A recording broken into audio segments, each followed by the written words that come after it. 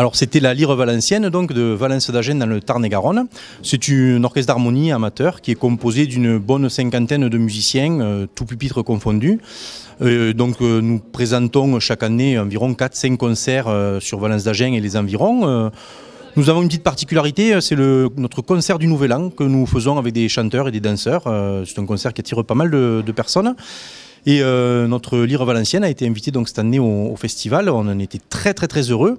Nous sommes venus presque au complet en bus, ça nous fait une jolie sortie. On va profiter de la journée au maximum. Et à 11h, là, nous avons présenté donc quelques morceaux de notre répertoire. On a essayé d'être le plus éclectique possible, le plus représentatif de ce que nous faisons habituellement. Voilà, la Lyre Valencienne, donc de Valence d'Agen, dans le Tarn-et-Garonne. Et nous remercions chaleureusement le festival, le Limoux Brass Festival, et la Lyre de Limoux qui nous a donné cette invitation. Et on est vraiment très heureux d'être ici. Merci beaucoup.